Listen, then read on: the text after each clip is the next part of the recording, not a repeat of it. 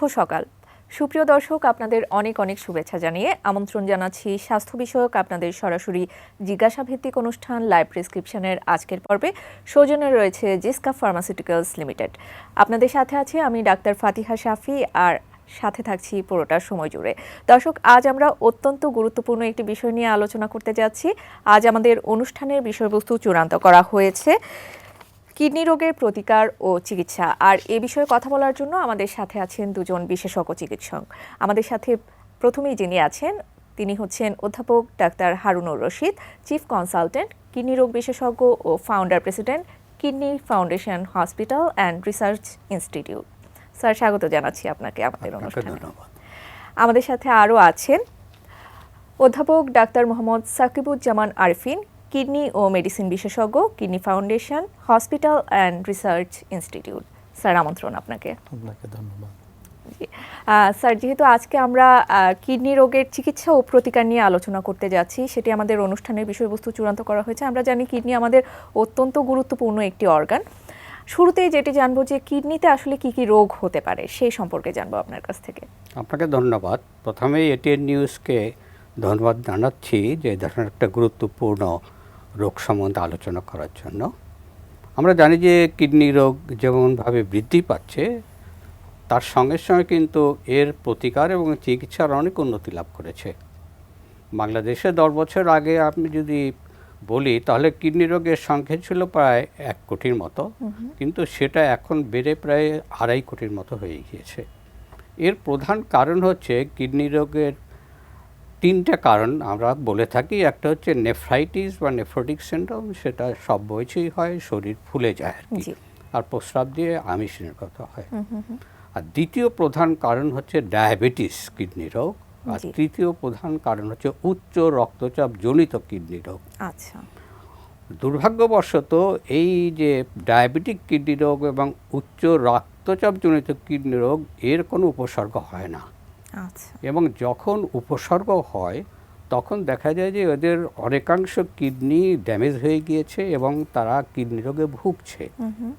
সেই সময় এদের চিকিৎসা করে পরিপূর্ণ সম্পূর্ণ নিরাময় করা সম্ভব হয় না।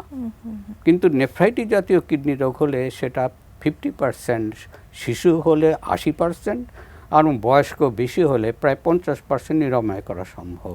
আচ্ছা, আর যেহেতু এদের নিরাময় করা সম্ভব না, সেই জন্য এদেরকে আমরা সবসময় ওষুধের সঙ্গে সঙ্গে তাদের খাওয়া দাওয়া নিয়ন্ত্রণ করতে বলি, খেলাধুলা করতে বলি, এক্সারসাইজ করতে বলি, তাতে এটা কিছুটা নিরাময় করা সম্ভব।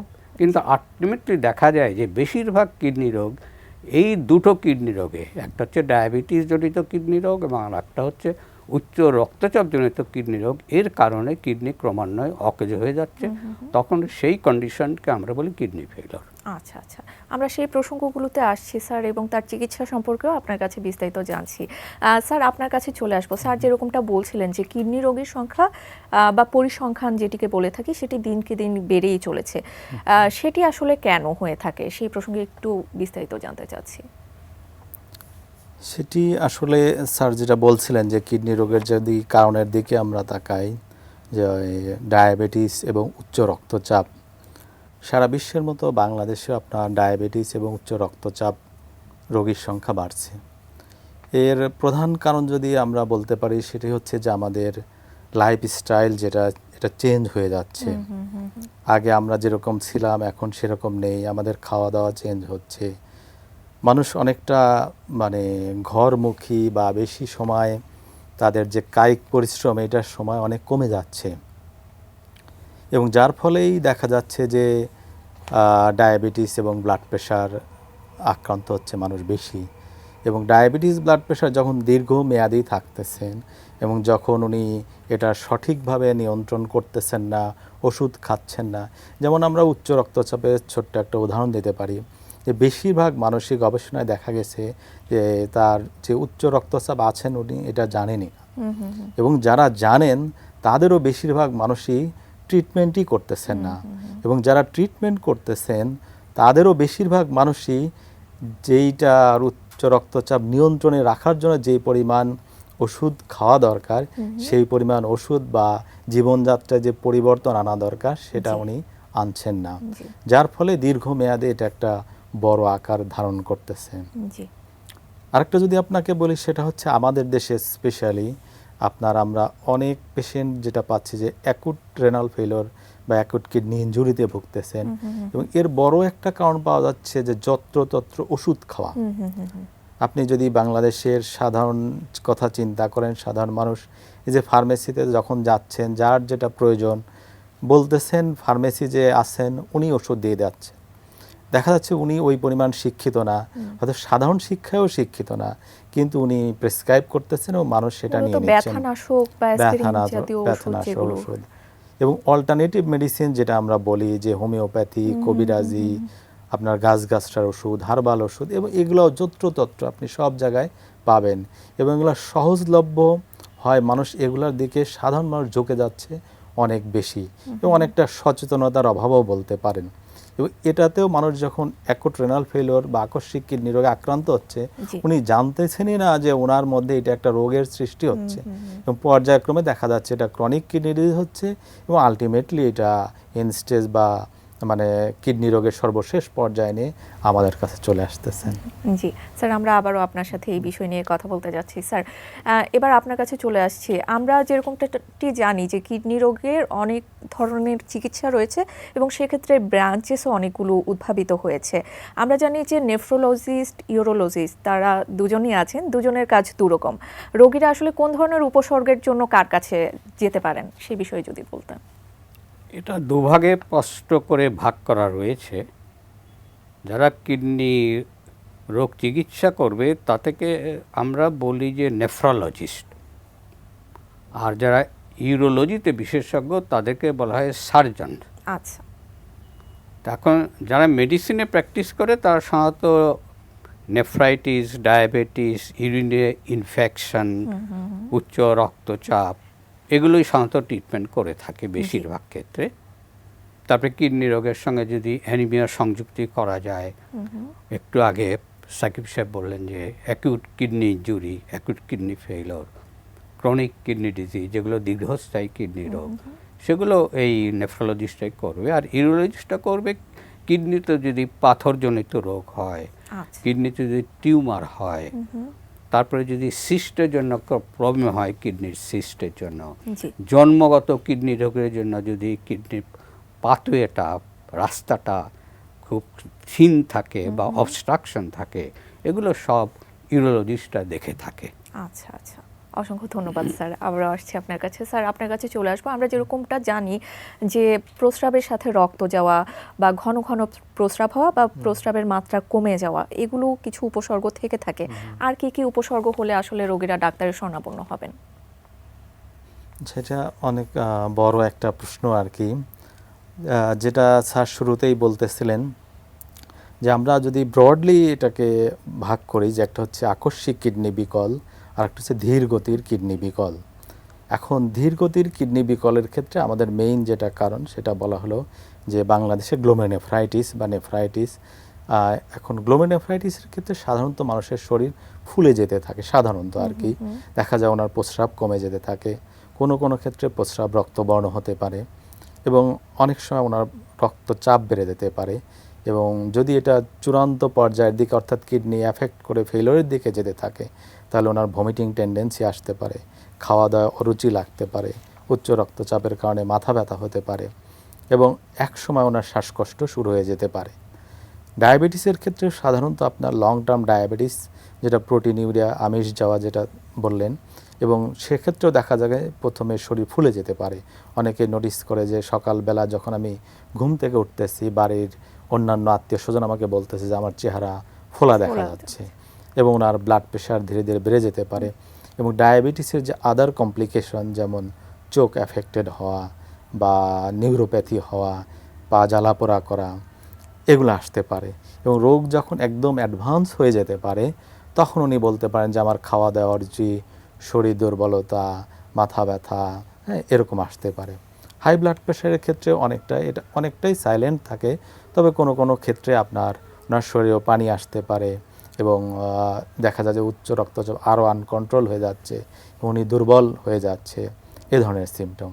আর যদি আমরা ক্রনিক্যালি অনেকে থাকে ইনফেক্টেড থাকে বারে বারে, যেটা আপনি বললেন যে প্রস্রাবে ইনফেকশন হচ্ছে, আমরা বলি ক্রনিক পাইলোনেফ্রাইটিস, বা আরেকটা বললেন সিস্টিক কিডনি ডিজিজ, এবং অনেক সময় পাথরের রোগ থাকে, যাদের রিকারেন্ট স্টোন ডিজিজ থাকে, বা কারো কারো ক্ষেত্রে জন্মগত কিডনি রোগ থাকে, সেক্ষেত্রে আপনার পেট ব্যথা করতে পারে, প্রস্রাবে ইনফেকশন হলে জ্বর আসতে পারে, কাঁপায়, শীত করে অনেক সময় জ্বর আসে, বারে বারে প্রস্রাব করতে থাকে, অনেক সময় রক্ত চলে আসে, যেটা বারে বারে এই ঘটনা ঘটতে থাকে। এটা হচ্ছে ধীর গতির কিডনি রোগের ক্ষেত্রে। আর যেটা আমরা বললাম যে আকস্মিক কিডনি বিকল, এবং যেটা বাংলাদেশে খুবই ডেঞ্জারাস পর্যায়ে, এই যে বলা হলো যে ব্যথানাশক ওষুধ বা বিভিন্ন অল্টারনেটিভ মেডিসিন খাচ্ছেন, ওনার দেখা যাচ্ছে এটা খাওয়ার পরে হঠাৎ করে ওনার একদিন প্রস্রাব কমে গেছে, উনি বলতেছেন যে আমার শরীর ফুলে যাচ্ছে, আমার বমি বমি লাগতেছে, আমার রক্তচাপ বেড়ে যাচ্ছে, এবং কোনো কোনো ক্ষেত্রে উনি বলতেছেন যে আমার শ্বাসকষ্ট শুরু হয়ে যাচ্ছে অ্যাডভান্সড পর্যায়ের ক্ষেত্রে। আকস্মিক কিডনি বিকলের আরও কিছু আছে, যেমন আমরা যেটা বললাম গ্লোমেরুনেফ্রাইটিস, এটা কোনো কোনো ক্ষেত্রে আপনার মানে সাডেন প্রেজেন্ট করতে পারে, একটা তো ধীর গতিতে, একটা সাডেন প্রেজেন্ট করতে পারে। এই রোগগুলোও খুবই মারাত্মক অবস্থা, আমাদের কাছে এসে থাকেন যে প্রস্রাব হচ্ছে না, শ্বাসকষ্ট হচ্ছে। তো মোটামুটি আপনার সাধারণত এই ধরনের সিমটম নিয়ে আমাদের কাছে এসে থাকে আর কি। এবার একটু ডায়াগনোসিস আপনারা কিভাবে কনফার্ম হয়ে থাকেন সেই বিষয়ে একটু জানবো। ডায়াগনোসিস কনফার্ম করা কিডনি রোগীদের জন্য খুবই সহজ। জি। আমরা বলে থাকি যে আপনি যদি সাধারণত মাত্র একটা পরীক্ষা করেন, তাতে আপনি ৮০ ভাগ কিডনি রোগীকে শনাক্ত করতে পারবেন। সেই একটা পরীক্ষাটা কি? জি। সেই একটা পরীক্ষা হচ্ছে যে আপনার প্রস্রাবটা পরীক্ষা করা। এখন বর্তমানে আপনার যে মাল্টিস্টিক্স বলে একটা স্ট্রিপ পাওয়া যায় বাজারে, যেটার দাম মাত্র ১০ টাকা। আচ্ছা। এই মাল্টিস্টিক যদি আপনি ৫ সিসি ইউরিনে ডুবিয়ে ৩০ সেকেন্ড রাখেন, তাহলে আপনি বলতে পারবেন যে তার প্রস্রাব দিয়ে ৩টে জিনিস শনাক্ত করতে পারবেন। একটা হচ্ছে প্রোটিন যাচ্ছে কিনা বা আমিষ যাচ্ছে কিনা, সেটা ১+, ২+, ৩+ও শনাক্ত করতে পারবেন। রক্ত যাচ্ছে কিনা সেটাও শনাক্ত করতে পারবেন। আর প্রস্রাবে আপনার সুগার যাচ্ছে কিনা সেটাও শনাক্ত করবেন। তাহলে দেখেন আপনি গ্লোমেরুনেফ্রাইটিস বা নেফ্রাইটিস ডায়াগনোস করতে পারলেন, আপনি ডায়াবেটিস কিডনি ডিজিজ ডায়াগনোস করতে পারলেন, আপনি উচ্চ রক্তচাপও ডায়াগনোস করতে পারলেন, এমনকি আপনি যে প্রস্রাবে যে রক্ত যাচ্ছে কী কারণে যাচ্ছে সেটা জানার জন্য অন্য টেস্ট করতে হবে। সুতরাং আমরা বলি সমগ্র বাংলাদেশে যত হসপিটাল আছে, সেই কমিউনিটি হসপিটাল থেকে শুরু করে জেলা হসপিটাল, উপজেলা হসপিটাল, তাদেরকে যদি একটা স্ট্রিপ প্রত্যেক হসপিটালে রাখা হয়, তাহলে তারা এই যে আপনি বলছিলেন প্রিভেনশন, আগের কথা বলছিলেন, তাহলে সেই প্রিভেনশনও করা সম্ভব, সেই ট্রিটমেন্ট করাও সম্ভব, এবং মানুষকে প্রাইমারি চিকিৎসা দিয়ে এই রোগটা যাতে আর অগ্রসর না হয় সেটা করা যাবে। এর জন্য আপনার খরচ মাত্র সরকারের হবে ১৩০ টাকার মতো। ১০ টাকায় এইটা করবে। আর সিরাম ক্রিয়েটিনিন, যেটা নিয়ে কিডনি ফাংশনটা বোঝা যায়, এর নাম হচ্ছে সিরাম ক্রিয়েটিনিন, এইটা খরচ করতে হবে হয়তো ৭০ থেকে ১০০ টাকা পর্যন্ত। অর্থাৎ আপনি সরকার ইচ্ছা করলে প্রিভেনশন টাকা করে প্রায় 50 to 60% কিডনি রোগ সহ ডায়াবেটিস, উচ্চ রক্তচাপ প্রিভেন্ট করতে পারবেন, এবং তাদের যে প্রোগ্রেস কিডনি ফেল পর্যন্ত যেতে হবে না। তো এই ধরনের সুযোগ আমি মনে করি এখন সেটা শুরু হয়েছে, সেটা ডাইরেক্টর জেনারেল অফ হেলথ সার্ভিসের অধীনে এবং মিনিস্ট্রি অফ হেলথের অধীনে তারা এই কাজগুলো করে যাচ্ছে, এবং আমরা খুব আনন্দিত যে এই কাজ করার ফলে ওই যে বাংলাদেশে যে ১৪,০০০ কমিউনিটি ক্লিনিক রয়েছে, যে প্রায় উপজেলায় হেলথ কমপ্লেক্সগুলো রয়েছে, সেখানে ডাক্তার দ্বারা নিয়ন্ত্রিত, এরা কিডনি ডিটেক্ট করবে কমিউনিটি হেলথে এবং ট্রিটমেন্ট শুরু করবে ওই সাব সেন্টারগুলোতে। শুধু স্পেশালিস্টের জন্য এত রোগী ছুটে আসার দরকার নাই, সেটা একটা বিরক্তিকর দিক। আমরা সময় দিতে পারি না, যেহেতু স্পেশালিস্টের সংখ্যা বাংলাদেশে অনেক কম। প্রতি ১০ লাখ লোকের জন্য একটা স্পেশালিস্ট। এই ১০ লাখ লোকের জন্য একটা স্পেশালিস্ট যদি সবাই স্পেশালিস্টকে দেখাতে চায়, এটা কোনো মতেই সম্ভব না। সুতরাং আপনাদের এই এটিএন নিউজ এই ধরনের মানে মানুষের সজাগ করার জন্য এইগুলো প্রচার করা উচিত মাঝে মাঝে ছোট ছোট স্টলের মাধ্যমে, তাহলে মানুষ অনেক বেশি উপকৃত হবে কিভাবে কিডনি রোগ প্রিভেনশন করা আমরা যায়। সেই ব্যাপারে অবশ্যই আশাবাদী। স্যার, আবারও যুক্ত হচ্ছি আপনার সাথে। স্যার, আপনি সিকিডি নিয়ে কথা বলছিলেন, ক্রনিক কিডনি ডিজিজ যেটিকে বলে থাকি, সেটির আসলে চিকিৎসা কি, সেই প্রসঙ্গে একটু জানতে চাচ্ছিলাম। এখন চিকিৎসা আমরা যদি বাংলাদেশের ক্ষেত্রে চিন্তা করি, আপনার কিডনি রোগের যে কোনো রোগের মতোই এটা আর্লি ট্রিটমেন্ট খুবই জরুরি। আপনি যত আগে চিকিৎসা শুরু করতে পারবেন আপনি তত ভালো ফলাফল আশা করতে পারেন। এবং কিডনি রোগের ক্ষেত্রে এটা খুবই জরুরি, যেটা স্যার শুরুতে বলছিলেন যে অনেক ক্ষেত্রেই ডায়াবেটিক, হাইপারটেনসিভ, গ্লোমেরুলোনেফ্রাইটিসের পেশেন্ট একদম লাস্ট স্টেজে আমাদের কাছে প্রেজেন্ট করে এবং যখন বলে যে তেমন কোনো সিমটমেই ওনারা বুঝতে পারেননি, শুধুমাত্র হয়তো খাওয়া দাওয়া অরুচি, দুর্বলতা, এই জন্য উনি চলে আসছেন। সুতরাং আমাদেরকে আর্লি ডায়াগনোসিস করতে হবে। এবং স্যারের কথা ধরেই বলি, যেটা উনি বলতেছিলেন যে এই যে অ্যালবুস্টিক, এই অ্যালবুস্টিকটি কিন্তু আপনি একদম রোগের শুরুতে আপনি রোগটাকে ধরতে পারবেন এবং যদি রোগের শুরুতে ধরতে পারেন তাহলে আপনি অনেকাংশেই আশাবাদী যে এই রোগীকে আপনি ভালো করতে পারেন। যদি আমরা গ্লোমেরুলোনেফ্রাইটিসের কথা চিন্তা করি, গ্লোমেরুলোনেফ্রাইটিসের পেশেন্ট সাধারণত প্রেজেন্ট করবে যে ওনার শরীর ফুলে যাবে হঠাৎ করে, প্রস্রাব কমে যাবে, প্রস্রাবের রং পরিবর্তন হয়ে যাবে, রক্তচাপ বেড়ে যাবে, খাওয়া দাওয়া অরুচি হবে। তো সেক্ষেত্রে দেখেন যে ট্রিটমেন্ট আপনার যে ডায়াগনোসিস এটাও খুবই সহজ। স্যার যেটা বলছিলেন যে আপনি যদি একটা ইউরিন টেস্ট ঠিক মতো করতে পারেন, আপনি যদি দেখতে পারেন যে ওই রোগীর প্রোটিনিউরিয়া হচ্ছে, ওই রোগীর প্রস্রাবে রক্ত যাচ্ছে এবং ব্লাড প্রেশার বেড়ে গেছে, তাহলে আপনি কিন্তু মোটামুটি বুঝে যাচ্ছেন যে উনি গ্লোমেরুলোনেফ্রাইটিসের পেশেন্ট। সুতরাং আপনি যদি তার একটা কিডনি বায়োপসির ওই ধরনের সুবিধা থাকে, সবার ক্ষেত্রে বায়োপসি লাগে না, বিশেষ করে বাচ্চাদের আমরা বায়োপসি করিও না, করা হয় না, তাদেরকে আপনি চিকিৎসা করলে ওনার ভালো হয়ে যাওয়ার চান্স অনেক বেশি। বাচ্চারা বলতে পারেন 90%-এর উপরে ভালো হয়ে যায়। এবং বড়দের ক্ষেত্রেও আপনার বাংলাদেশে বায়োপসির অ্যাভেলেবিলিটি আছে, ম্যাক্সিমাম বড় বড় সেন্টারে করা হয়। বাংলাদেশের একটা সুবিধা আছে যে আমাদের দেশে এই কিডনি রোগের চিকিৎসা কিন্তু সেই আপনার 80-র দশক থেকে বিদ্যমান এবং সব ধরনের চিকিৎসা বাংলাদেশে আছে। সুতরাং আপনি বায়োপসি করলেন, আপনার ডিজিজ ডায়াগনোসিস হলো, আপনি ট্রিটমেন্ট হবেন এবং ওষুধ বাংলাদেশে অ্যাভেলেবল। সুতরাং আপনি চিকিৎসা অনায়াসে করতে পারেন। শুধু প্রয়োজন আমাদের সচেতনতা যে না আমার রোগ হচ্ছে কিনা। সেই জন্য আর একটা ক্ষেত্রে আমি বলি যে মানে আপনি ভালো আছেন কিনা এটা জানার দায়িত্ব কিন্তু আপনারই। হ্যাঁ, আমরা আমাদের সব কিছুর দিকেই নজর দেই। যেমন সিম্পল আমি যদি চিন্তা করি যে আমার গাড়িটা ঠিক আছে কিনা, আমি কিন্তু এটা মেনটেনেন্স করি, তাই না, বাসার সমস্ত জিনিস। কিন্তু আমি ঠিক আছি কিনা এটা আমি কখনো চিন্তা করি না।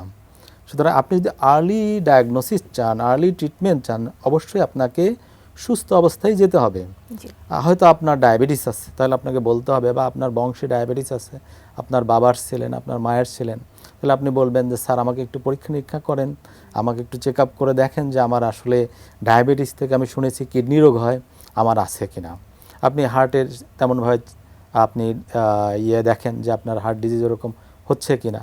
যে কোনো রোগের ক্ষেত্রে আপনি হাই ব্লাড প্রেশারে ভুগছেন, তাহলে আপনি একবার ডাক্তারের কাছে যান যে স্যার আমি অমুক জায়গায় শুনেছি যে উচ্চ রক্তচাপ থেকে একসময় কিডনি রোগ হয়ে যায়, তো আমার ব্লাড প্রেশারটা একটু চেক করে দেন যে আসলে আমি যে ওষুধ খাচ্ছি এগুলো ঠিক আছে কিনা এবং আমি কিডনি রোগের দিকে টার্ন নিচ্ছি কিনা। সুতরাং আপনি যদি আর্লি এটা করতে পারেন, মডিফিকেশনও এর সাথে কোনো না কোনো খুবই খুবই গুরুত্বপূর্ণ, খুবই গুরুত্বপূর্ণ। স্যার, আপনার কাছে চলে আসছে। স্যার, আমরা জানি যে কিডনি প্রতিস্থাপনের একটি বিষয় আমরা প্রায় জানতে পারি, সেই বিষয়ে অনেকেরই আসলে ধারণা ক্লিয়ার না এবং বাংলাদেশে এর ফ্যাসিলিটি আছে কিনা সে ব্যাপারেও অনেকে জানেন না আসলে। তো সেই প্রসঙ্গে একটু জানতে চাচ্ছি, তার সাথে জানতে চাইবো যে মৃত ব্যক্তির কিডনি প্রতিস্থাপনের যে বিষয়টি সেটি আসলে কতটা অর্থবহ বা কতটা যুক্তিযুক্ত। আপনাকে ধন্যবাদ। বাংলাদেশে প্রথম কিডনি ট্রান্সপ্ল্যান্টেশন শুরু হয় 1982 সনের অক্টোবরে। তারপরে এই ধারা চলেই আসছে।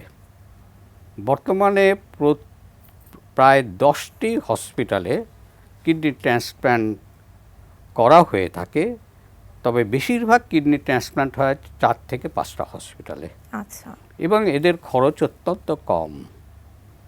বাংলাদেশে যে অর্গান অ্যাক্ট ল আছে, সেই অর্গান অ্যাক্ট লয়ের স্পষ্টভাবে বলা আছে যে বাবা মা ভাই বোন চাচা মামা ফুপু খালা, চাচাতো ভাই মামাতো ভাই ফুফাতো ভাই খালাতো ভাই, নানা নানি দাদা দাদি, এই যে প্রায় 16 জনের প্রতিনিধি এবং স্বামী স্ত্রী একে অপরকে, তার যদি ডায়াবেটিস না থাকে, কিডনি রোগ না থাকে, সে যদি পরিপূর্ণ তার দুটো কিডনি সুস্থ থাকে, তাহলে সে যে কোনো কিডনি অকেজ রোগীকে অকাতরে কিডনি দান করতে পারবে এবং যিনি কিডনি দাতা হবেন তার সারা জীবনেও ওই একটা কিডনি থাকা সত্ত্বেও কোনো সমস্যা হবে না। কারণ কিডনি কোনো রোগী একটা কিডনিতে আক্রমণ করে না, এটা দুটো কিডনিতে আক্রমণ করে, সে ডায়াবেটিস হোক, উচ্চ রক্তচাপ হোক, নেফ্রাইটিস হোক। সুতরাং দুটো কিডনি থাকলেও যে ফলাফল, একটা কিডনি থাকলেও এই ফলাফল। আমরা বহু গবেষণা করে দেখেছি যারা কিডনি দাতা তাদের 70 থেকে 80 বছর পর্যন্ত কিডনির কোনোই ক্ষতি হয়নি, বরং সে ভালো ফিল করে যে তার একটা কিডনি দানের জন্য তার আত্মীয় স্বজনের একজন বেঁচে গেল, তাকে একটা নতুন জীবন দান করলো। এইটাই তাকে আরও ভালো রাখে, সুস্থ রাখে। সে মনে করে যে আমি এমন একটা মহান কাজ করেছি যে আমার তো অসুস্থ হওয়ার কোনো কারণ নাই। এবং কিডনি দাতাদেরকেও আমরা সাধারণত লাইফ লং বিনা পয়সায় প্রায় খুব কম খরচে তাদেরকেও আউটডোরে দেখে থাকি। এটা দেখে থাকি নট একটা কিডনি, এটা দেখে থাকি পরবর্তী পর্যায়ে তার ডায়াবেটিস হচ্ছে কিনা, উচ্চ রক্তচাপ হচ্ছে কিনা। কারণ 20 থেকে 25% সাধারণ মানুষরা কিন্তু উচ্চ রক্তচাপে ভুলে এবং ঠিক 11 থেকে 13% মানুষরা কিন্তু ডায়াবেটিক কিডনি ডিজিজে ভুগে। সুতরাং উচ্চ রক্তচাপ আর ডায়াবেটিস ডিটেক্ট করার জন্য আমরা সব ক্ষেত্রেই, সে তার কিডনির দাতাই হোক বা কিডনি দাতা হোক না, সাধারণ মানুষকে এই দুটো রোগকে শনাক্ত করার জন্য 40 বছরের উপরে সবাইকে রিকোয়েস্ট করি যে আপনারা এসে অন্তত ব্লাড প্রেশারটা চেক করবেন বছরে একবার, ডায়াবেটিস চেক করবেন বছরে একবার, তাহলে আপনি সুস্থ জীবনযাপন করতে পারবেন। আর যখন দেখবেন যে বেশি বেশি যদি আপনি, কারণ আপনি প্রায় বাংলাদেশে 40,000 রোগী প্রতি বছর কিডনি ড্যামেজ হয়ে মৃত্যুবরণ করছে, এদের বাঁচিয়ে রাখার জন্য একমাত্র ফ্যাসিলিটি আছে ডায়ালিসিস করা। কিন্তু ডায়ালিসিসে যে করে যতটুকু সুস্থ থাকা যায় তার চেয়ে 100 ভাগ বেশি সুস্থ থাকা যায় কিডনি ট্রান্সপ্লান্ট করার মাধ্যমে। যেহেতু লাইভ রিলেটেড ট্রান্সপ্লান্ট দিয়ে আপনি যে কিডনি ট্রান্সপ্লান্ট করছেন পারবেন মাত্র 30 ভাগ, কিন্তু 70 ভাগের কিডনি ডোনার খুঁজে পাওয়া সারা পৃথিবীতে যায় না। সেই জন্যই আমরা বলি যে মরণোত্তর কিডনি ট্রান্সপ্লান্ট করা, মরণোত্তর কিডনি দান করে ট্রান্সপ্লান্ট করা। একটা মরণোত্তর ব্যক্তি শুধু কিডনি না, সে লিভার ফেলিওরেও বেঁচে যাবে, সে হার্ট ফেলিওরেও বেঁচে যাবে, সে ফুসফুস ফেলিওরেও বেঁচে যাবে। এবং এই যে আপনি একটা মরণোত্তর মানুষকে দুটো কিডনি, একটা লিভার, একটা হার্ট, দুটো ফুসফুস অকাতরে দান করলে আপনি এক্ষেত্রে প্রায় লক্ষ লক্ষ মানুষ প্রতি বছর সুস্থ জীবনযাপন করতে পারবে। এবং সেটাই আমরা এখন করে যাচ্ছি যে কিভাবে মানুষকে সেবা দেওয়া যেতে পারে, মানুষের জীবন ফিরিয়ে দিতে পারে এবং গিফট অফ লাইফ আমরা বলে থাকি, এই গিফট অফ লাইফকে প্রদান করা যেতে পারে। অসংখ্য ধন্যবাদ স্যার, আপনাদের দুজনকে আবারও ধন্যবাদ জানাচ্ছি আমাদের অনুষ্ঠানে আমাদের সাথে যুক্ত হওয়ার জন্য, দর্শকদেরকে এত কিছু জানানোর জন্য। আমি এটিএন নিউজ এবং জেসকা ফার্মাসিউটিক্যালের ধন্যবাদ জানাচ্ছি এ ধরনের একটা প্রোগ্রাম দেওয়ার জন্য। দর্শক, আপনাদেরও অসংখ্য ধন্যবাদ আমাদের সাথে এতক্ষণ যুক্ত থাকার জন্য। আমি জানি এই অনুষ্ঠানের মাধ্যমে কিডনি রোগের চিকিৎসা এবং প্রতিকার সম্পর্কে আপনারা অনেক কিছুই জানতে পেরেছেন, আর আপনারা জানলেই আমরা অনুষ্ঠানের সার্থকতা খুঁজে পাবো। পরবর্তী পর্ব দেখার আমন্ত্রণ জানিয়ে আজকের মতো এখানেই শেষ করছি। সে পর্যন্ত সবাই ভালো থাকবেন, সুস্থ থাকবেন, এটিএন নিউজের সাথেই থাকবেন।